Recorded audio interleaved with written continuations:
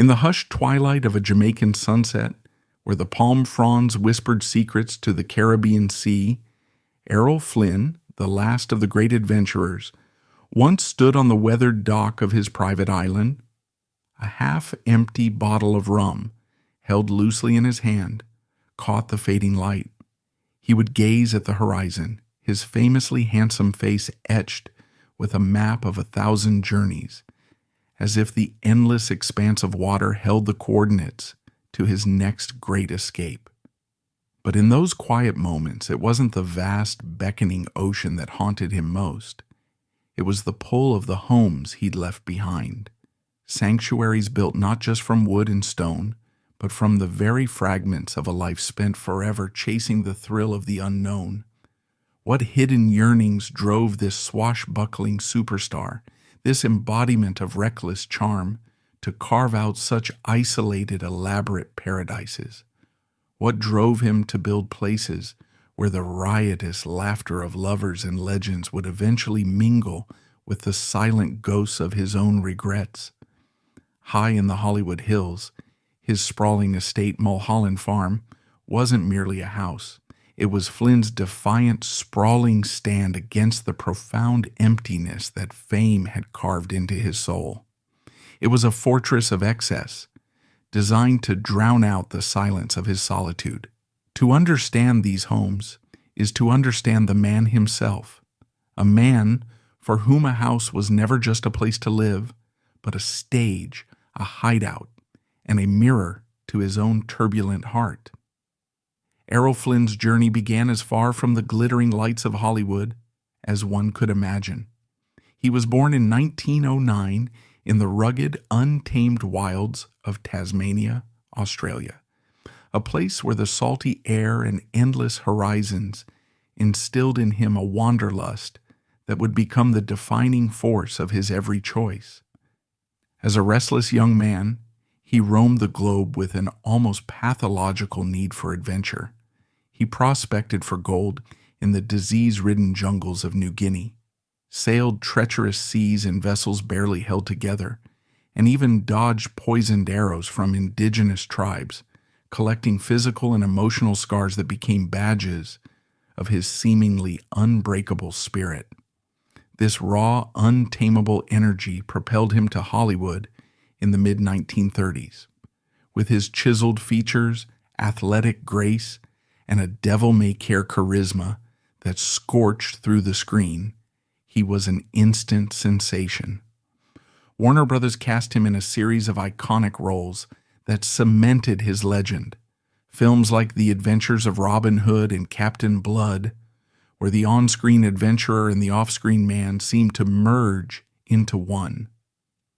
Yet beneath the matinee idol's dazzling facade lay a man tormented by inner demons, a deep-seated fear of stagnation, a paradoxical craving for intimacy amid self-imposed isolation, and a self-destructive streak fueled by rivers of booze and a conveyor belt of fleeting romances.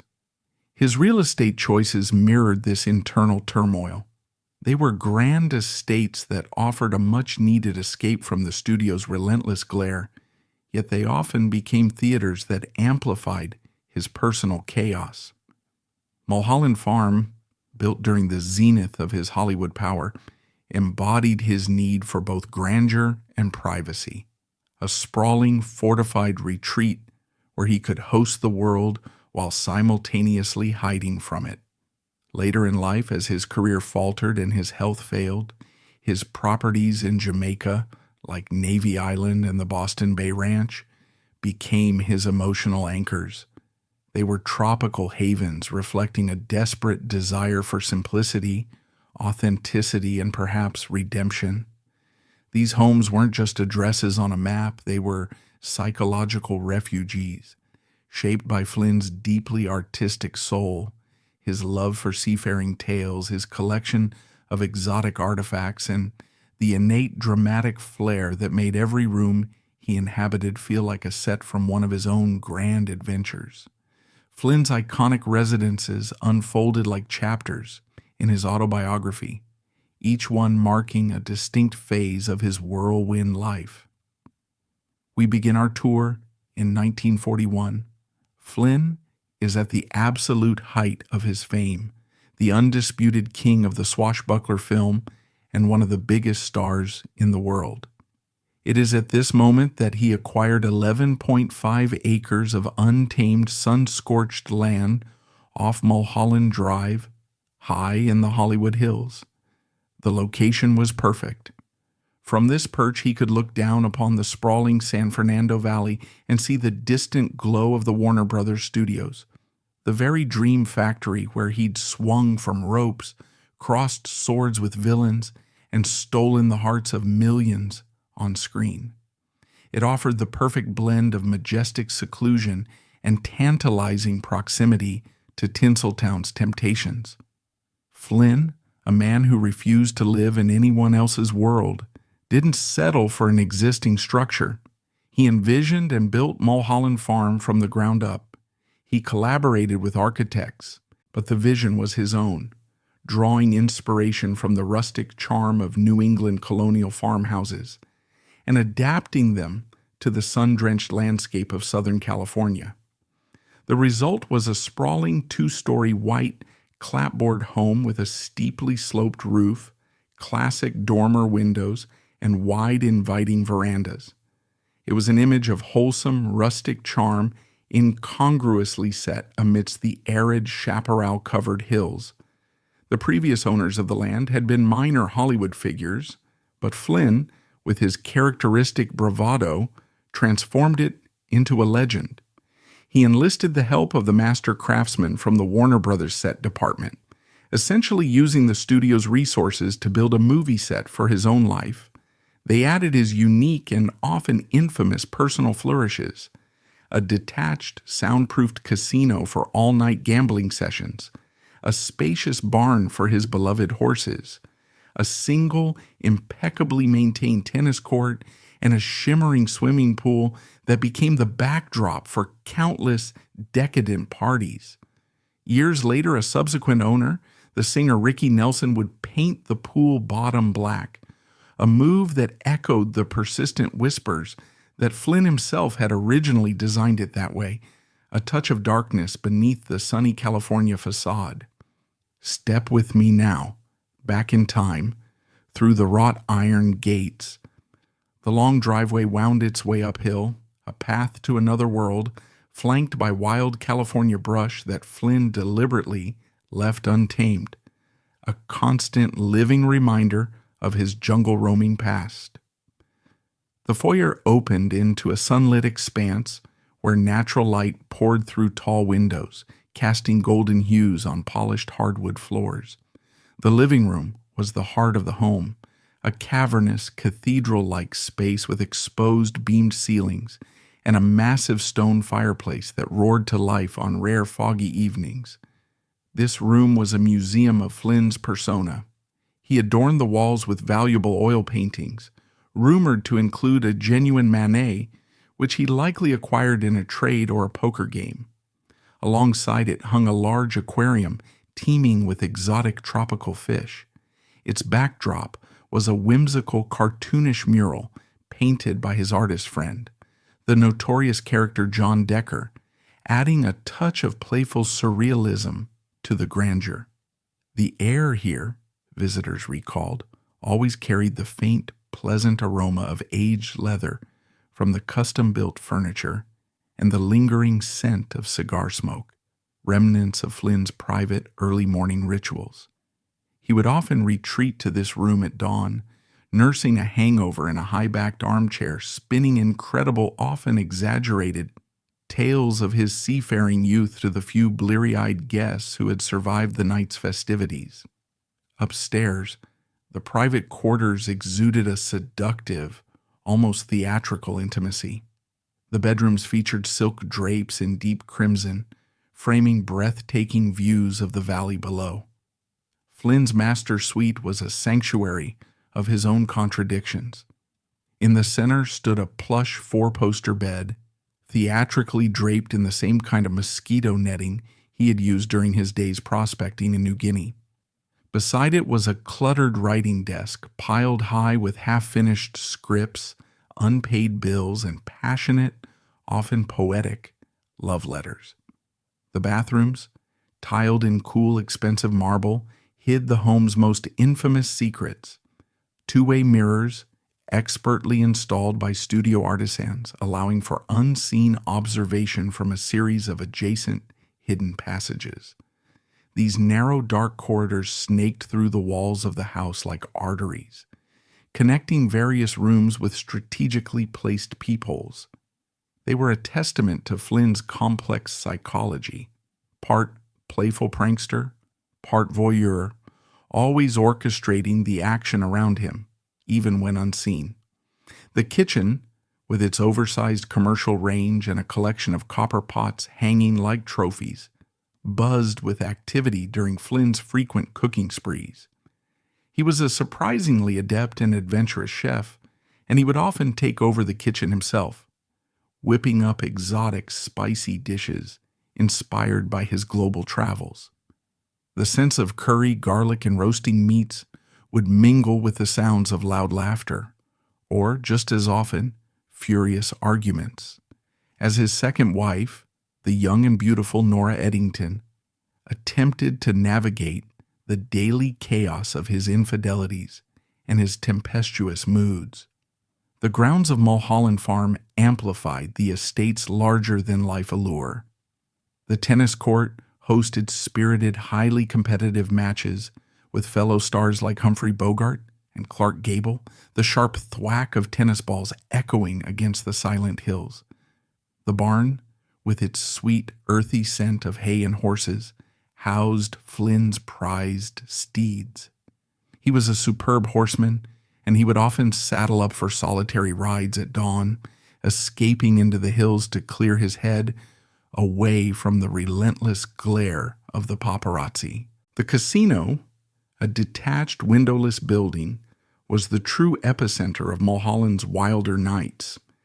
Here, under the dim, smoky light of chandeliers, Flynn hosted infamous parties that raged until dawn. There were cockfights, illegal even then, held in a secret pit. There were high-stakes poker and baccarat games where fortunes were won and lost. And there were the countless dalliances that fueled the frenzy of the tabloid press. In a quirky ritual that perfectly captured his persona, Flynn would often challenge his male guests to impromptu fencing duels on the manicured lawn, his Robin Hood swordplay turning the garden into a makeshift and often dangerous arena. Yet the farm had a softer side. Shirley Temple, in her innocent child star days, recalled visiting the farm and finding Flynn to be a warm and charming host, grilling steaks by the pool for her and her family. But other guests, like Bogart, noted the palpable undercurrents of tension, especially during Flynn's sensational 1943 statutory rape trial. The world's press was camped outside his gates, and he became a prisoner in his own fortress. He would pace the olive tree-lined paths for hours on end, the garden's vibrant wildflowers offering a fleeting, fragile balm for his besieged mind. As Flynn's fortunes began to shift in the late 1940s, Mulholland Farm evolved from a vibrant playground into a gilded pressure cooker. Financial woes, stemming from failed business ventures, like a disastrous film production in Italy that cost him a fortune, forced him to begin selling off parcels of his beloved land, shrinking the estate acre by acre. Yet he clung to the main house until just before his death in 1959, his essence embedded in every detail, from the den lined with his collection of seafaring books and a globe marked with the routes of his voyages, where he'd brood over a glass of bourbon, dreaming of his next escape, to the very air of the place, which seemed to hold the echoes of 1,000 parties and 1,000,000 regrets. But long before he sold the last piece of his Hollywood dream, Errol Flynn's heart had already wandered to a new paradise. He discovered Jamaica by pure serendipitous chance in 1946. A violent storm had crippled his beloved yacht, the Zaka, forcing him to limp into port in Kingston during a sailing trip from California. He was immediately and irrevocably enchanted by the island's raw, untamed beauty, its emerald hills plunging into turquoise bays, its vibrant culture, and a rhythm of life that was blissfully untouched by the frantic artifice of Hollywood. He vowed to return. By 1950, amid mounting debts, public scandals, and a growing weariness with the film industry, he made good on his promise, making Jamaica his second and spiritual home.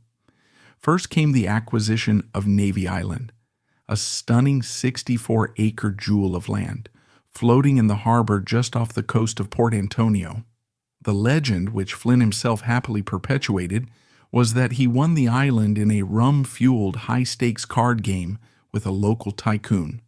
The reality, as suggested by land archives, was a more mundane, though still substantial cash purchase. But the reality didn't matter.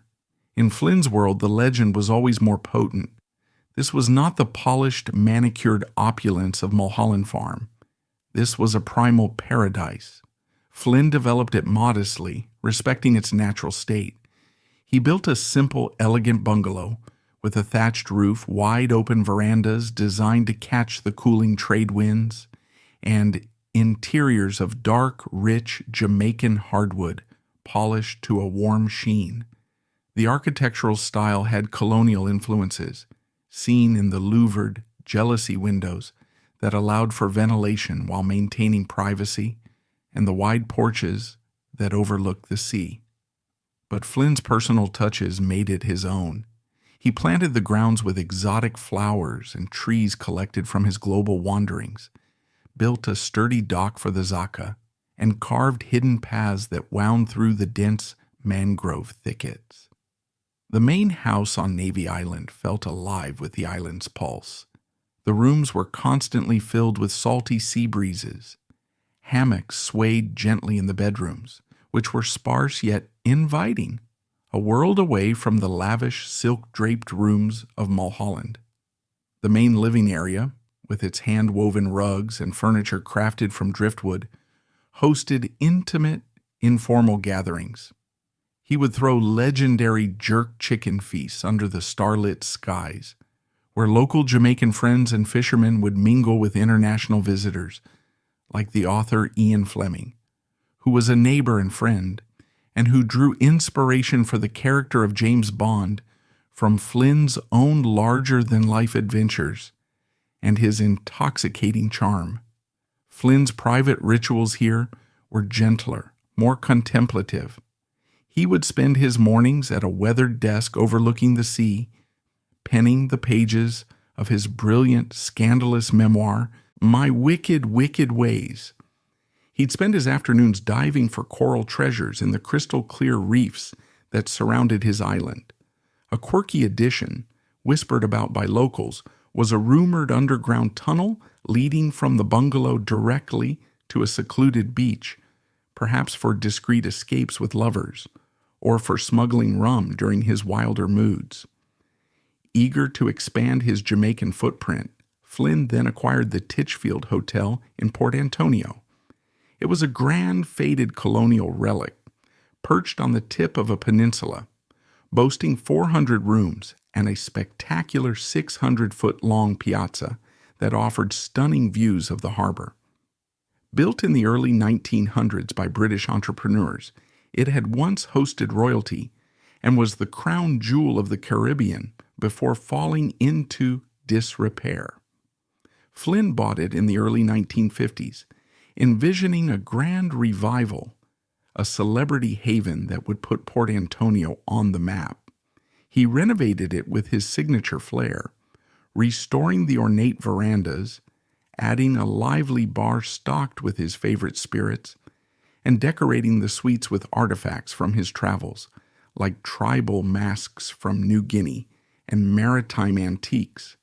The architecture blended Victorian elegance with tropical adaptations, featuring high ceilings to combat the humidity and intricate gingerbread trim on the balconies.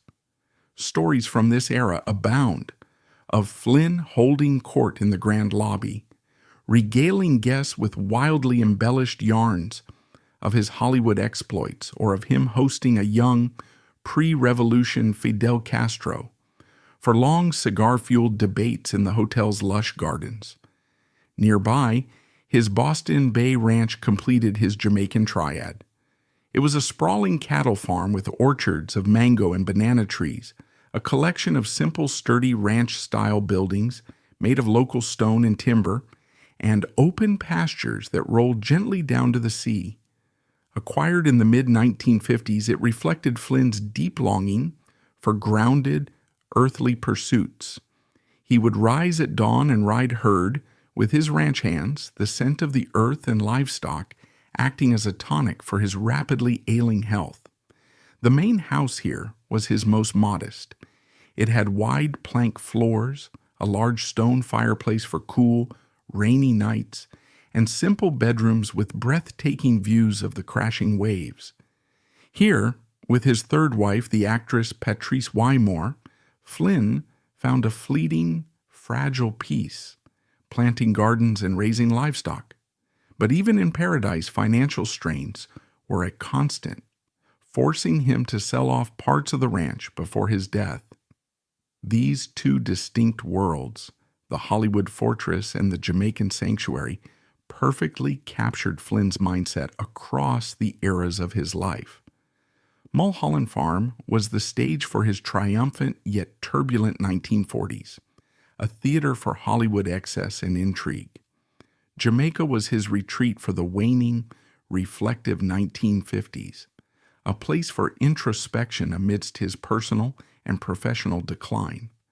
Flynn's personality seeped into every design choice, revealing a man of profound and often warring contradictions. At Mulholland Farm, the kitchen was a realm of controlled chaos. Flynn, the self-taught gourmand, wielded knives like swords, crafting complex meals that mirrored his life's spice and disorder. It was a place of creation amid the emotional destruction that often surrounded him, a place where he would bond with guests over magnificent feasts, yet often descend into bitter arguments fueled by drink.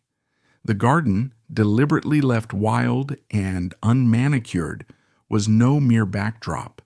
It was Flynn's personal retreat from the artificiality of fame's stage, a tangled wilderness where he would wander alone, the untamed brush echoing his own rebellious, untamable spirit. His closet at Mulholland told tales of his duality. Bespoke suits from London's Savile Row hung beside rugged sailing gear and worn jungle boots. A wardrobe split between the polished, impossibly handsome movie star and the eternal, restless adventurer. The den, with its globe and its library of adventure tomes, was his intellectual haven, a space for dreaming up unmade voyages, revealing a mind that was far more hungry for knowledge and experience than the simple screen persona suggested. In Jamaica, his design choices shifted to reflect his desperate search for authenticity. Navy Island's bungalow, with its open verandas and swaying hammocks, embodied a newfound vulnerability. Its walls were designed to let the world in, a stark contrast to the secretive passages and peepholes of Mulholland. The grand piazzas of the Titchfield Hotel became public stages for his societal performances. Yet his private suite within was a cocoon of simplicity, with a desk that always faced the sea, symbolizing his late-life yearning to create a lasting legacy through his writing. The pastures of the Boston Bay Ranch were a canvas for control as he herded cattle as if trying to tame his own demons. The orchards, a symbol of his desire to nurture something real, something that fame had starved within him. Contrasting these two worlds highlights Flynn's emotional arc. Mulholland Farm was his urban war room, bold, theatrical, and secretive. Its interiors were dramatic, with lighting from heavy chandeliers and roaring fireplaces, casting long shadows that matched his inner turmoil. The colors were vivid reds and golds, as vibrant as his scandals. The atmosphere always charged with a frantic electric energy.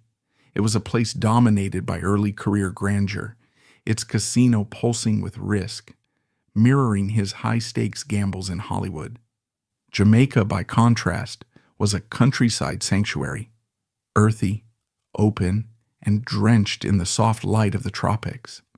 The colors were the calm blues and greens of the island, evoking a sense of peace. His late-life homes there offered a promise of serenity, their open verandas inviting the sea breezes, and as if to sweep away a lifetime of regrets. Where Mulholland's garden staged a performance of solitude amidst chaos, Jamaica's winding trails and empty beaches provided a chance for genuine healing. The constant murmur of the sea, a lullaby for his ravaged body. Delve into the lesser-known lore surrounding these homes, and the mysteries deepen.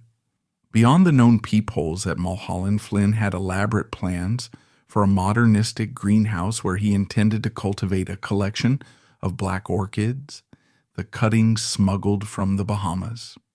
Archived letters to his agent reveal his obsession with these exotic, difficult blooms, a project ultimately abandoned amidst his spiraling addictions. Ghost rumors predated his death.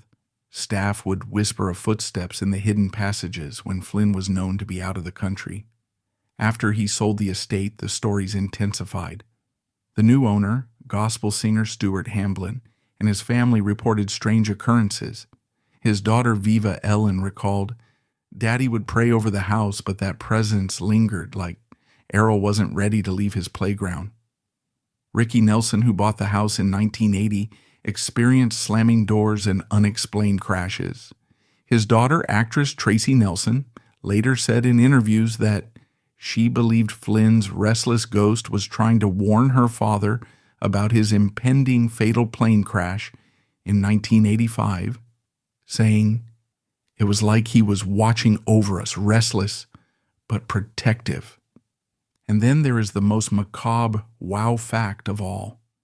The legend that Flynn, with director Raoul Walsh, once borrowed the body of his friend and fellow actor John Barrymore from a mortuary for one last party toast, propping it up in a chair in the Mulholland living room. Flynn himself cheekily dismissed the story in My Wicked, Wicked Ways, where he quipped, "We were all too soused to pull it off, but the legend stuck like glue, leaving the truth deliciously ambiguous." In Jamaica, obscure tales include a hidden vault discovered on Navy Island during an auction years after his death, a vault that contained gold nuggets from his New Guinea prospecting days and a collection of love tokens from famous paramours. His wife, Patrice Wymore, shared in a 1960s interview. Errol would stare at the horizon for hours from the porch, as if he were plotting his next voyage, the one he knew he could never take.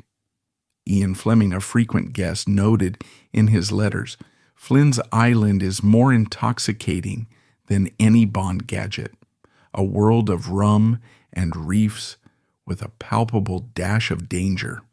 And another unearthed gem from Flynn's memoir, he once joked about his final wish.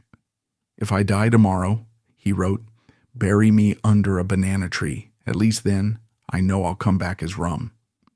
These homes, these meticulously crafted worlds, mattered to Errol Flynn as lifelines in the relentless storm of his own fame. They reveal a man who built empires to escape his inner voids, only to find his contradictions reflected in every room. Mulholland Farm symbolized the hollow thrill of conquest, a place where he was king of a kingdom that could never grant him peace. Jamaica represented the elusive grasp of redemption, a paradise that offered solace but couldn't cure the wounds within.